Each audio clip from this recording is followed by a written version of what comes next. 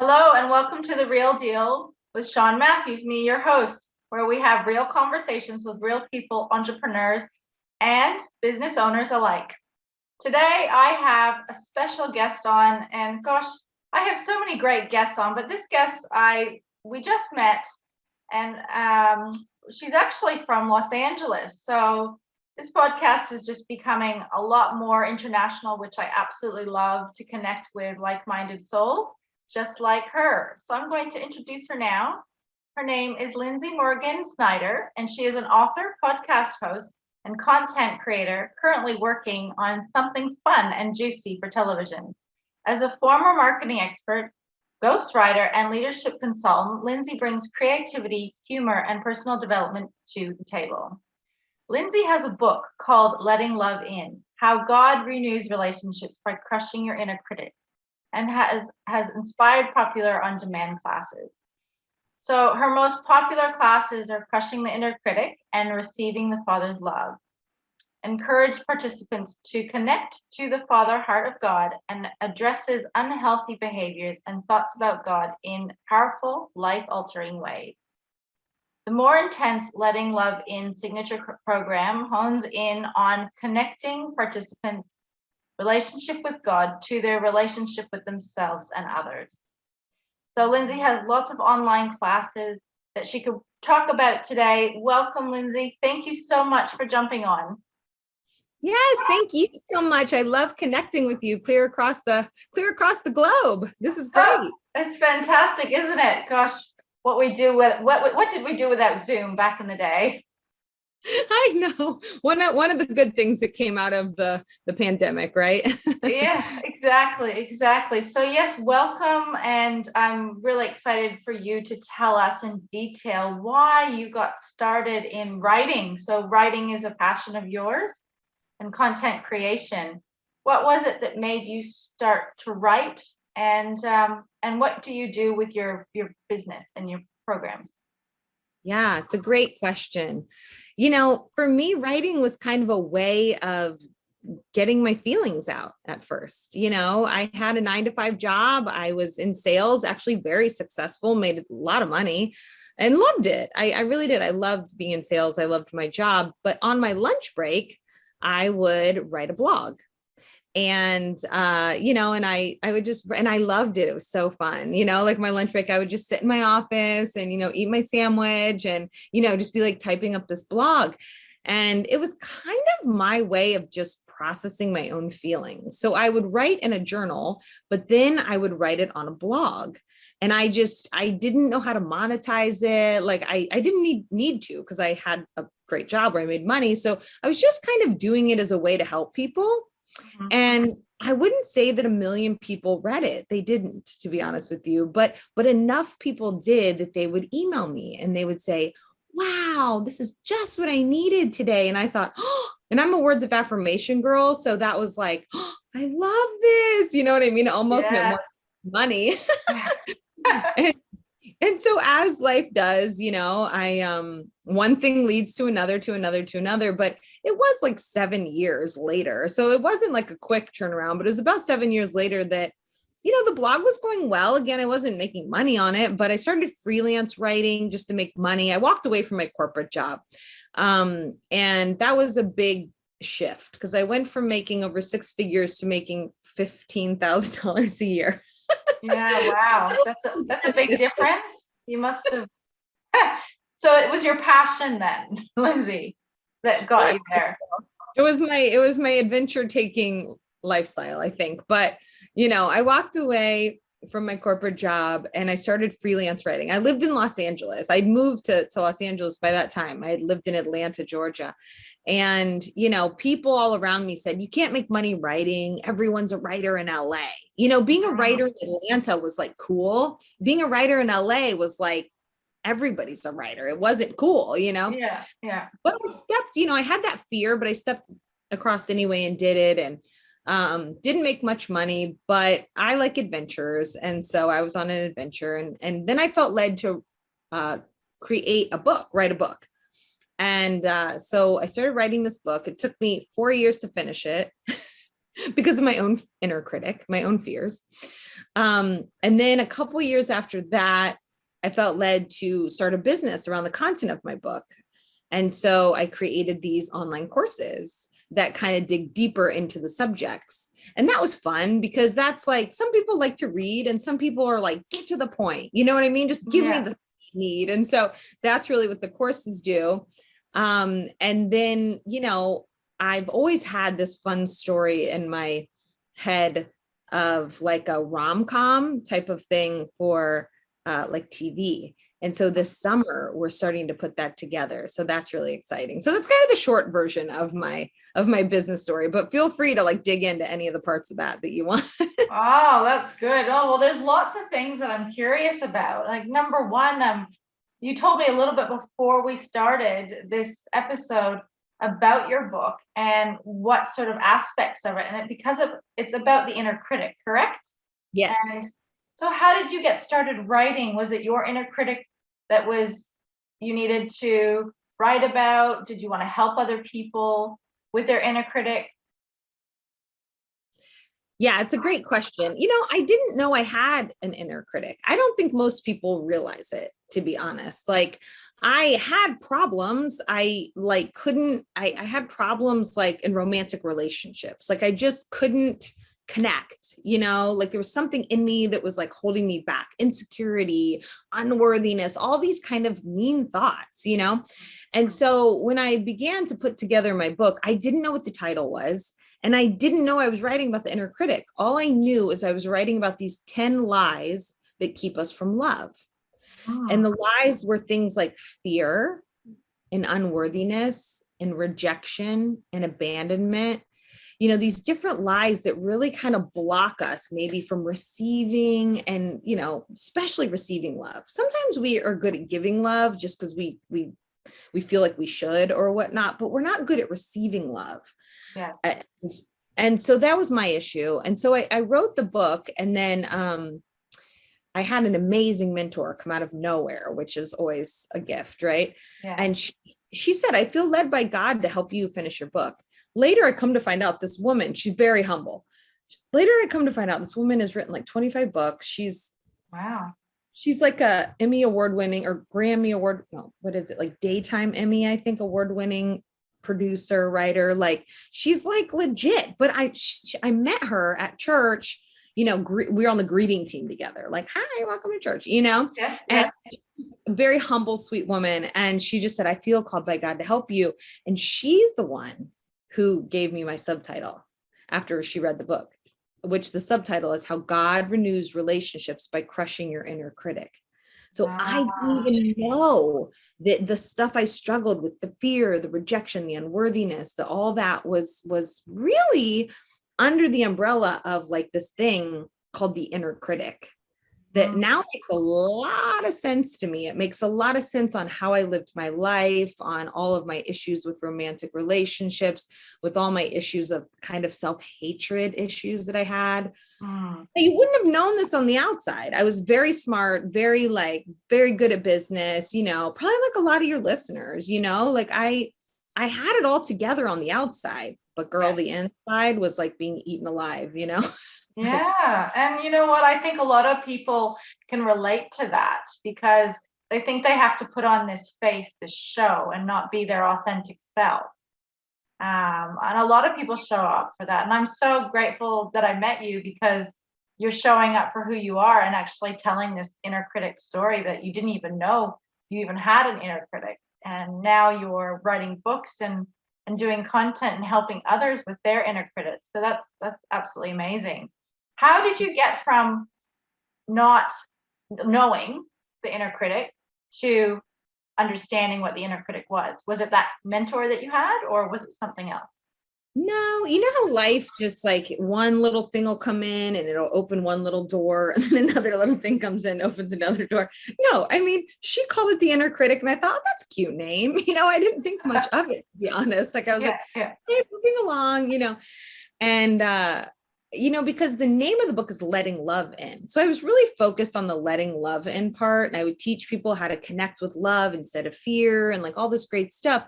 But it wasn't until I ran into a pretty intense season of life where, like, this happens, but like a lot of loss, a lot of pain, like just, Mhm. whoa, like all at once, where you're just like, what the heck was that? That I don't know, it's somehow that like elevated that inner critic. All of a sudden, like there was something very aware in me about it. And I specifically remember this one moment where I was pretty much had no money. Like I was living very basic. And I went to the grocery and I bought groceries. I was very thankful to have groceries at this time, and I came home and I was sitting on the couch, or I was unloading my groceries. And I thought, unloading my groceries. I thought, where is the peanut butter? Or I don't know what it was, like where are the eggs? And I thought, oh, I left a bag of groceries at the grocery. And I started berating myself. I didn't know, but like in my head, I'm like, you're an idiot. I cannot believe that you have no money and you left a bag of groceries at the grocery store. You are such an idiot, Lindsay. I mean, mean voice, right? It's just thoughts. I'm not saying it's a voice. They're just thoughts, but yeah, it's of course. so intense. And all of a sudden, out of nowhere, because I know how to connect with God and hear from God, it was like another voice came in, I know it sounds, I always am like, I'm not talking about real voices, but another thought came in that was like, Lindsay, real sweet, very fatherly, right? Like I'm a Christian. I believe in, the Bible, and the Bible talks about God being our father, And so it was a very fatherly kind of voice that came in. It said, Lindsay, if one of your friends did this, if one of your friends left a bag of groceries at the grocery store and they didn't have a lot of money, what would you say to them? And I'm like, oh, I have so much compassion. I was like, I would be like, you know what? God's going to take care of you. And, it was a mistake, like, da, da, da, da. And I felt like God said, then why don't you say that to yourself? Mm. And it was so powerful to me, and I had already been like speaking, teaching people how to let love in. Like I'd already been doing this, but I still was like, still had struggles with it. And I mean, that for some reason, that moment, that was only a couple of years ago. That wasn't that long ago. In that moment, I just thought, it kind of broke me because I thought, why am I so hard on myself? Why?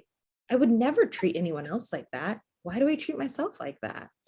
So it's just a really powerful moment of being like, look, this inner critic thing is not just like a funny tagline. Like this is real and it destroys people. It destroyed me. It held me back. Like, honestly, I think it kept me single, like it's done a lot of things. And then I started getting a little more like, no, this is not okay. And I need to start talking about this, and that's, I think I created my course around that time and just started talking about it more and more, and even did a little expose on the inner critic on my podcast, and which is kind of fun because it was kind of like a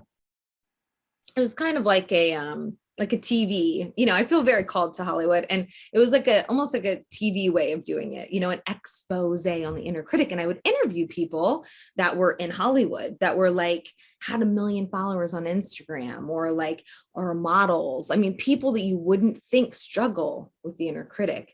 Yes. And it was really interesting to talk to them about it, and a lot of times they weren't sure what it was either until I talked to them about it.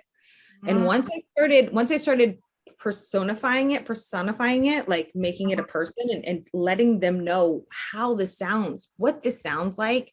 My one friend, Georgie, she's great. She's a model. She gets paid because she's beautiful, Yeah. She didn't think she has an inner critic about what she looks like, but of course, she said on the interview, she said, before I go on an audition, I do have these thoughts of like, you don't look pretty today. You're not going to get this. Like, you're not good enough. The same voice I have. And the girl's paid because she's pretty. Like, it just goes to show it actually doesn't matter what you look like, what you have, what you don't have.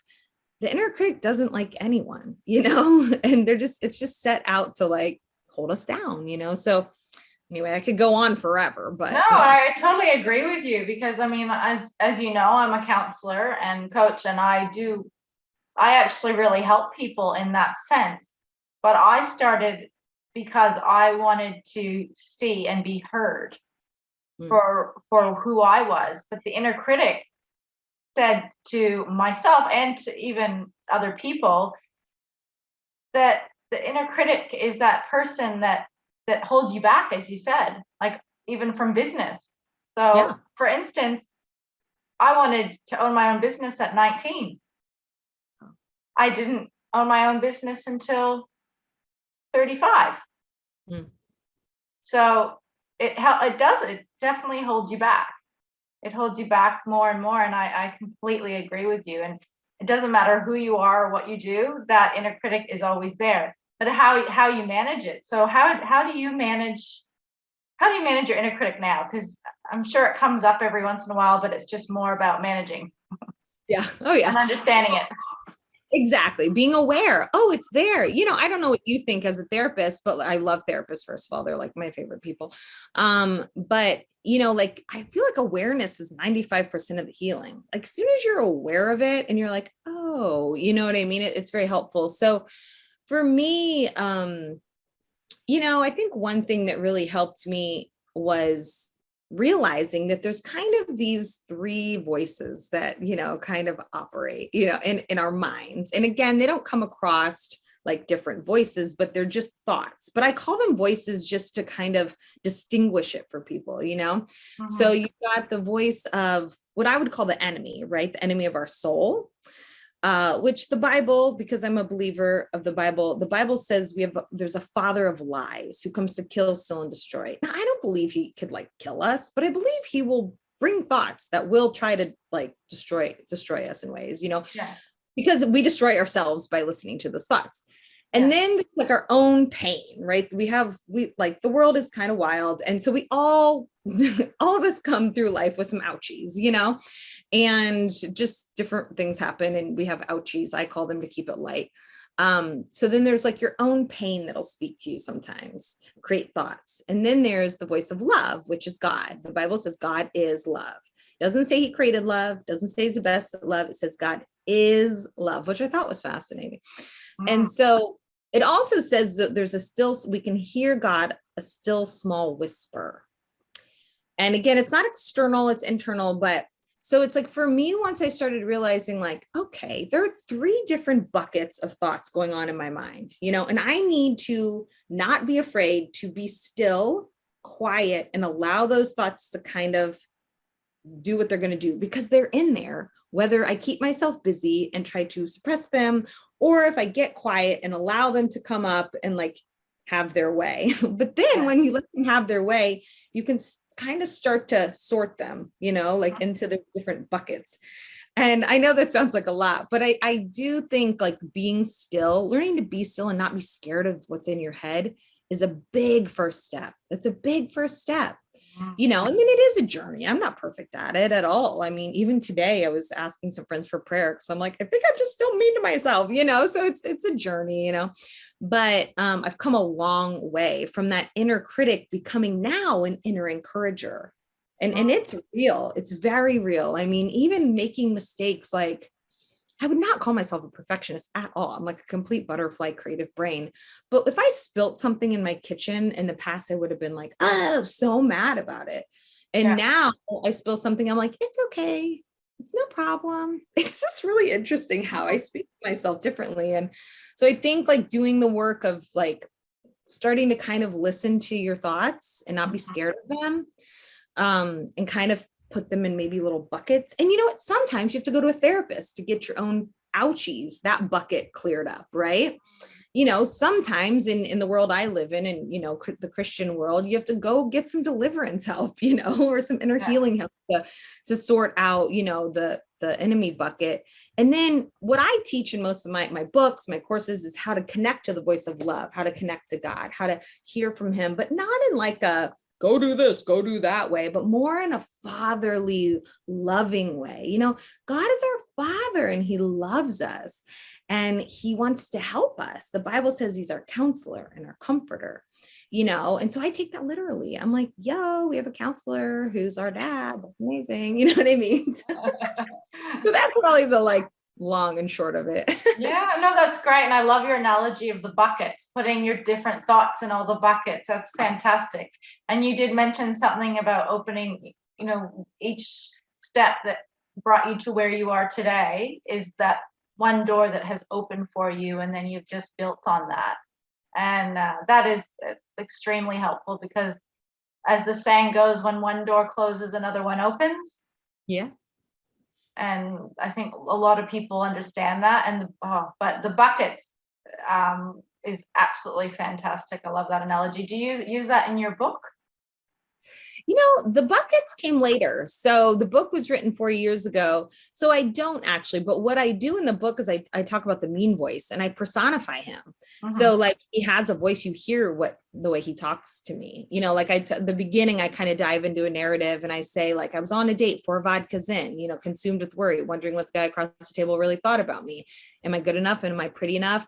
And then and then I hear this snarky voice in my head say, are you good enough? You've got to be kidding me. Are you pretty enough? Ha, Lindsay, we both know the answer to that one. So I personify this mean voice that would torment me. And so I do more of that in the book. But I also do teach this method I call the scripting method, which is just like learning to dialogue, communicate with God. And so I teach that in the book, but the buckets is more the courses because that revelation came later. The bucket. No, it's fantastic, but it's great how you're communicating all those thoughts and personifying that in your book, which is great. So then now you're looking at doing a script on for a rom-com, which is quite exciting. I know you can't say what it is, but I'm looking forward to getting to know more of that. And are you just starting it now, or is it in the middle of it? How are you working it? Yeah, I'm so excited about it. I mean, it's going to be fun, super cute, fun story. But it's from my personal kind of experience and like something I feel like God gave me like 7 years ago. So it's been this like developing thing over the past 7 years. And I actually wrote a whole book about it, but I didn't publish it. And trust me, I tried, but it wouldn't, like things kept getting in the way. And then later I realized why. Oh, because it's supposed to be a mini series, not a book.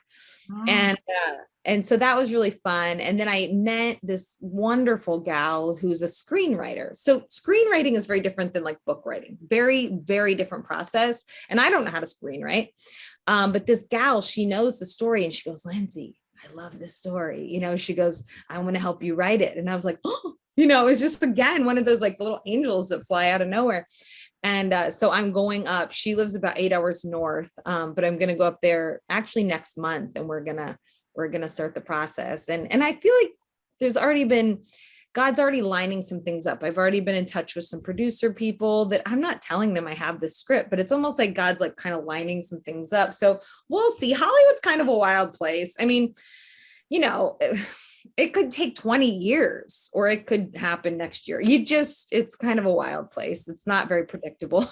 Yes, I've been there before. I can understand that it's not like the most predictable place, but living right in the crux of it, trying to be that screenplay writer or the writer can be quite challenging, but you're doing it, which is amazing. And I think that's what people probably could get out of that today, is that you are pursuing all these things. And it's fantastic. How can people get in touch with you, Lindsay? Yeah, thank you so much. I have everything on my website. I mean, I'm on all the socials, but my website's the most comprehensive. So it's just my name, lindsaymorgan.co. Okay. Morgan.co. That's where all things live. But I'm on all the social media, just Lindsay Morgan Snyder, my name. I just keep it simple. I don't know that I'm super entertaining on there, but my website, if you're really interested in what I talk about, my website has everything. So, okay. Well, I will put the website underneath. So if people are watching us on YouTube, then they can find you that way as well. So one last question, Lindsay. If the listeners and the viewers could get anything out of this podcast today, what would it be and why? Such a great question. What would it be and why? Well, I think as far as like life goes, like just keep going. Like I've been in places where I'm like, I don't think I can keep going. Like this has gotten way too hard, just life and business. Like I literally don't think I can keep going. And I wanted to quit on many levels, to be honest with you. But I just kept hearing that still small whisper of love say, keep going. That's all I would hear. Just keep going. Just keep going. I have good things for you. Keep going. I have good things for you. And I wasn't even sure if I believed it, but I thought, okay, I'll just try it one more day. It sounds kind of dramatic, but that's how I felt for a while. Yeah. And then, the good things did start to come, and the help came, the pain got, worked through, and now I see a lot of really good things coming. So I would just say, no matter where you're at in life or business, like, just keep going. And know that the God of the universe loves you more than you could ever imagine anyone loving you, and knows every hair on your head, and thinks about you more than the sand on the seashore. That's what the Bible says. And that he thinks of you as his kid, and he loves you, and he will help you. So that's what I would say. Oh, beautiful, Lindsay. I'm going to leave it at that because it was so beautiful. Thank you so much for being on today. It's been great to connect with you across the ocean. I know, you too. Thank you so much. What an honor. I'm so thankful you do this. Oh, it's so fantastic. I love doing it. So this is The Real Deal with Sean Matthews, where we have real conversations with real people, entrepreneurs, and business owners alike. If you like this episode, please comment in YouTube if you're following, or follow on Apple and Spotify. Thanks again. Bye for now.